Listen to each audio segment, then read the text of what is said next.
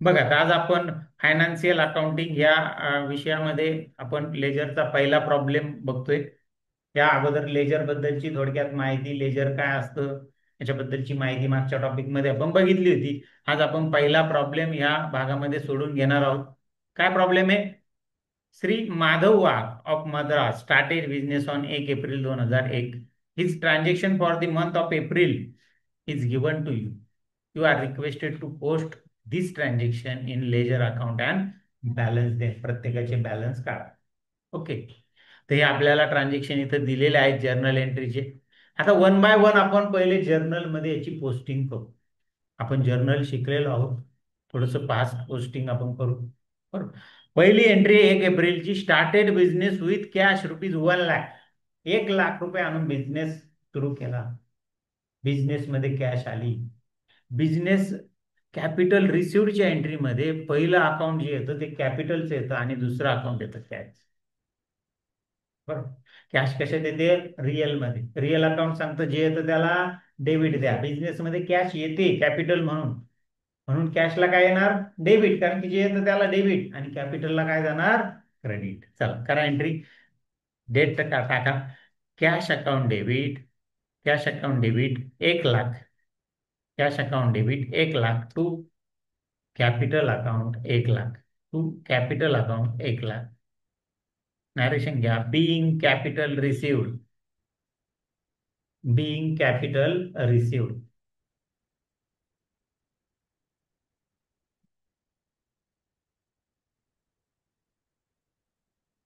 झाली एंट्री. पुढे जाऊ पुढच्या एंट्रीकडे. पुढची एंट्री बघा तुमच्या समोर. 2 एप्रिल.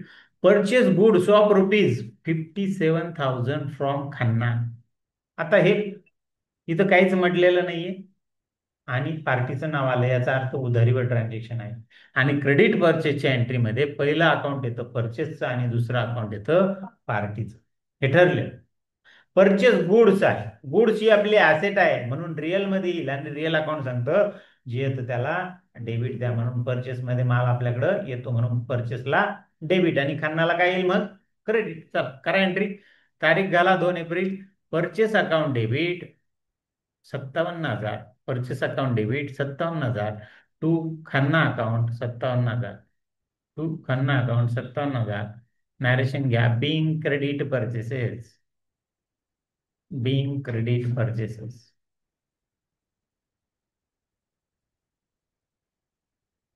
झाली ही पण एंट्री आपली पूर्ण झाली. जाऊ पुढच्या एंट्रीकडे. पुढची entry 3 April. Sold goods for cash ₹35,000. 35,000चा माल कॅश मध्ये विकला. कॅश सेल्स येत. कॅश सेलच्या एंट्रीमध्ये पहिलं अकाउंट येतं सेल्स आणि दुसरं येतं कॅश. बरोबर. दोन्ही ऍसेट आहे आपल्याकडे. सोल्ड गुड्स सेल्स पण ऍसेट आहे आणि कॅश पण ऍसेट आहे. एक येणार आहे ते एक जाणार आहे. बरोबर ना. जे येतं त्याला डेबिट, जे जातं त्याला क्रेडिट. ज्यावेळेस माल विकला जातो त्यावेळेस माल आपल्याकडून जातो आणि कॅश आपल्याकडं येते. जे येतं त्याला डेबिट म्हणून कॅशला डेबिट आणि सेल्सला क्रेडिट. चला करा एंट्री. तारीख घाला 3 एप्रिल.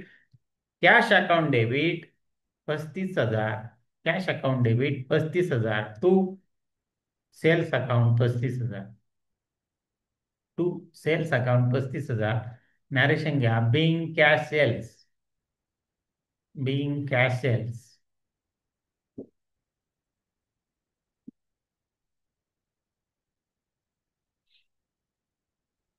चला जाऊ पुढे पुढच्या एंट्रीकडं.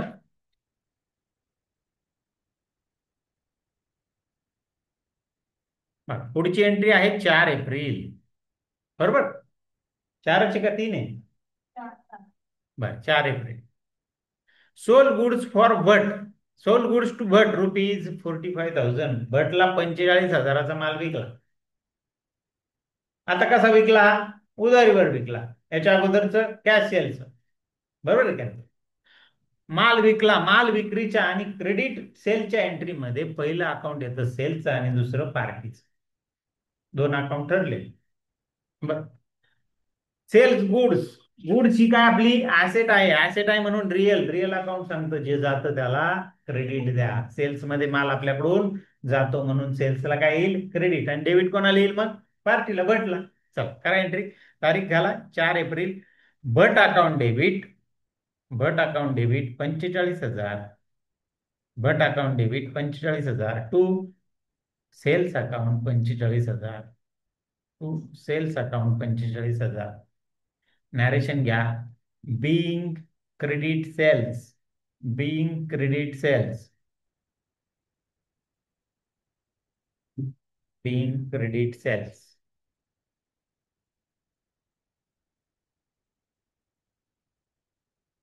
झाली एंट्री. जाऊ पुढच्या एंट्रीकडे आपण. बघा, पुढची 5 एप्रिल ची एंट्री आहे. 5 एप्रिलला काय झालं? Cash paid to Khanna ₹50,000. खन्नाला कॅश पेड केली. का पेड केली बरं खन्नाला cash?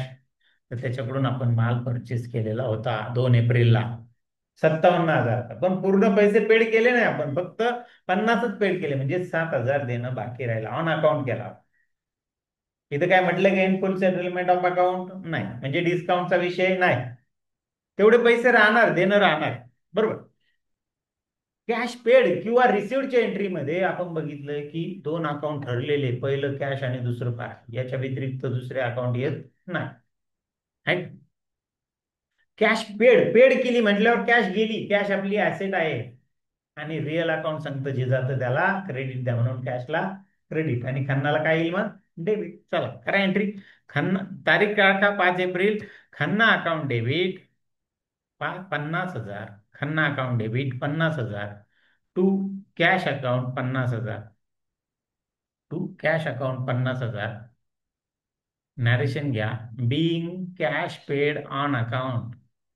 Being cash paid on account.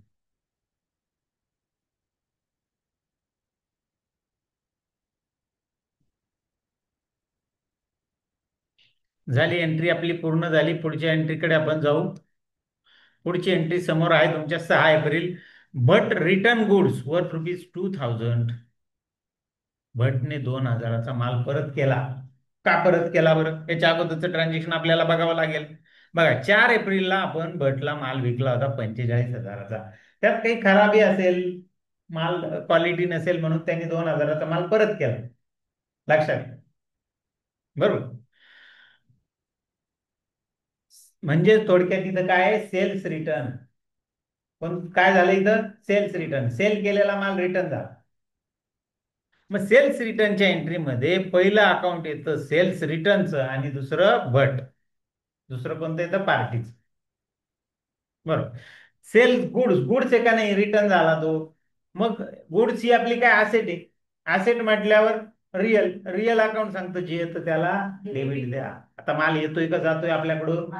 आला. सेल्स रिटर्न झाला, आपल्याकडे आला, म्हणून सेल्स रिटर्नला काय येईल? डेबिट येईल. आहे का नाही? आणि त्या पार्टीला काय येईल? क्रेडिट. चला करा एंट्री. पहिले डेट घाला 6 April. Sales return account debit 2,000. Sales return account debit 2,000 to Bhat account 2,000. To Bhat account 2,000. Narration घ्या. बिंग भट रिटर्न गुड्स किंवा रिटर्न भट रिटर्न गुड्स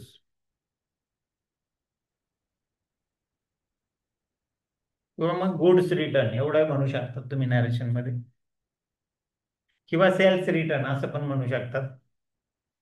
ठीक आहे. झाली एंट्री. जाऊ पुढे. पुढच्या एंट्रीकडे आपल्याला जायचंय. 7 April. Cheque received from Bhat ₹20,000 on account. Bhat कडून 20,000चा चेक मिळाला. कसाचा मिळाला? तर ट्रान्झॅक्शन बघून घेऊ ना, काय हरकत नाही. बघा, 4 एप्रिलला माल विकला होता भटला 45,000चा. भटने 2,000चा परत पाठवून दिला. म्हणजे भट कडून किती घेणं होतं आपल्याला? 43,000. त्याच्यापैकी 20 दिले आपल्याला, बाकीचे राहिले. बरोबर. मग कोणत्याही कॅश पेड किंवा रिसिव्हच्या एंट्रीमध्ये पहिलं अकाउंट येतं कॅशचं किंवा बँकेचं. आता तिथं चेक आला म्हणून बँकेचं, आणि दुसरं अकाउंट येतं पार्टीचं. बँक ही आपली काय? ऍसेट. जे येतं त्याला डेबिट द्या. आता पैसे येत आहे बँकेत, म्हणून बँकेला काय येणार? डेबिट येणार. आणि पार्टीला काय येणार मग? क्रेडिट. भटला क्रेडिट. चला करा entry. 7 April. Bank account debit 20,000. Bank account debit 20,000 to Bhat account 20,000. To Bhat account 20,000. Narration घ्या. Being cheque received on account. Being cheque received on account.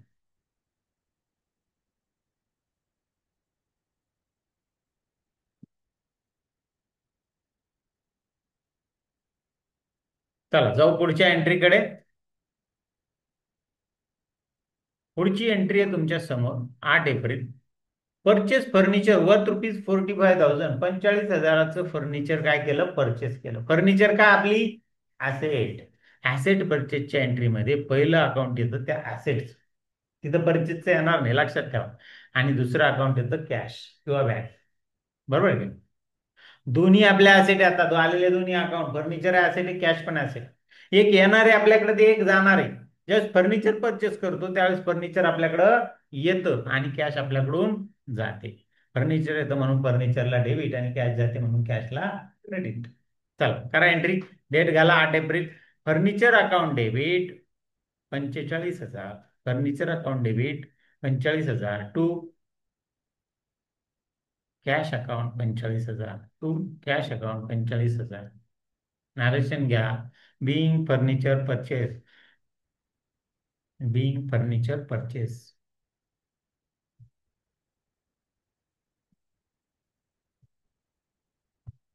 झाली एंट्री झाली. पुढच्या एंट्रीकडे जाऊ आपण. पुढची एंट्री समोर आहे तुमच्या. 10 April. Purchase goods from Kamat ₹25,000. Kamat कडून 25,000चा माल परचेस केला. कसा परचेस केला? साहजिक उधारीवर. काहीच म्हटलेलं नाही आणि पार्टीचं नाव आलं म्हणजे उधार आहे. क्रेडिट परचेस आहे. क्रेडिट परचेसच्या एंट्रीमध्ये पहिलं अकाउंट येतं परचेसचं आणि दुसरं त्या पार्टीचं. बरोबर. परचेस गुड्स ही काय आपली ऍसेट आहे.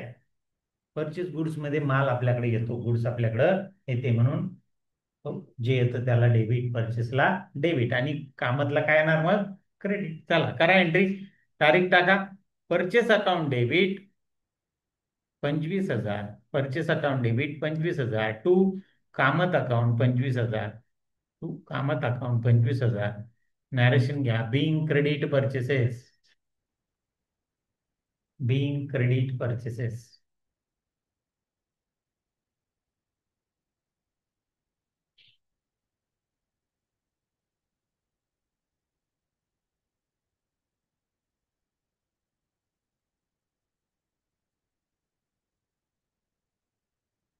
झालं. जाऊ पुढच्या एंट्रीकडे. पुढची एंट्री बघा. 11 April. Sold goods to Bhat ₹36,000. पुन्हा भटला माल विकला. इथं काय? क्रेडिट सेल्स आहे. क्रेडिट सेलच्या एंट्रीमध्ये पहिलं अकाउंट येतं सेल्सचं आणि दुसरं अकाउंट येतं पार्टीचं. सोल्ड गुड्स मध्ये गुड्स आपल्याकडून जातो, विक्री करतो म्हणून तो जातो. जे जातं त्याला क्रेडिट द्या असं रिअल अकाउंट सांगतं म्हणून सेल्सला काय येणार? क्रेडिट. आणि भटला काय येईल मग? डेबिट. चला करा एंट्री. तारीख टाका. 11 April. Bhat account debit 36,000. Bhat account debit 36,000 to sales account 36,000. To sales account 36,000. Narration घ्या. Being credit sales. Being credit sales. Being credit sales. झाली एंट्री पूर्ण झाली. जाऊ पुढच्या एंट्रीकडे आपण. बघ पुढची एंट्री आहे 12 April. Paid salary to staff ₹20,000. स्टाफला सॅलरी पेड केली ₹20,000. सॅलरी काय? आपला खर्च.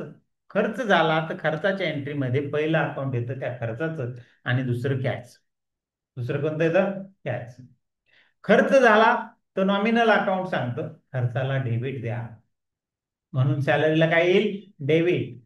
आणि खर्चाच्या बदल्यात कॅश आपल्याकडून जाते म्हणून रिअल अकाउंट सांगतं जे जातं त्याला क्रेडिट द्या म्हणून कॅशला काय येईल? क्रेडिट. ठीक आहे. डेबिट क्रेडिट सापडलं. करू एंट्री. डेट टाका. 12 April. Salary account debit 20,000. Salary account debit 20,000 to cash account 20,000. To cash account 20,000. Narration घ्या. Being salary paid. Being salary paid.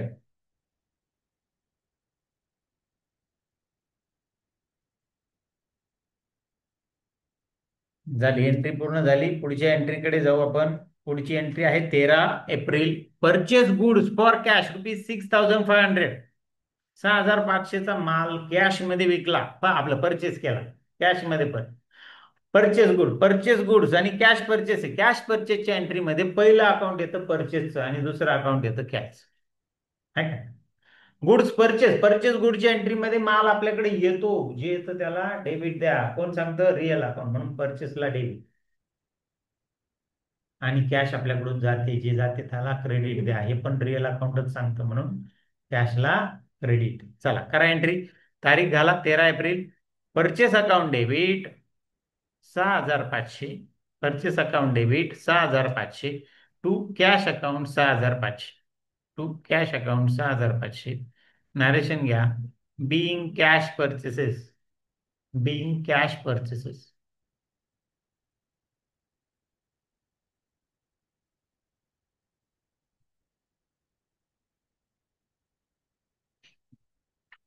झाली एंट्री. चला जाऊ पुढच्या एंट्रीकडे. पुढची entry 11 April. 14 April. Sold goods for cash ₹16,000. 16,000 माल कॅश मध्ये सेल केला. बरोबर. कॅश सेलच्या एंट्रीमध्ये पहिलं अकाउंट येतं सेल्सचं आणि दुसरं येतं कॅश. दोन्ही ऍसेट. सेलच्या एंट्रीत माल आपल्याकडून जातो, जे जातं त्याला क्रेडिट, म्हणून सेल्सला क्रेडिट. आणि त्याच्या बदल्यात काय येतं आपल्याकडं? कॅश येते, म्हणून कॅशला डेबिट, जे येतं त्याला डेबिट. चला करा एंट्री. तारीख टाका 14 April. Cash account debit. Cash account debit 16,000. Cash account debit 16,000 to sales account 16,000. To sales account 16,000. Narration घ्या. Being cash sales. Being cash cells.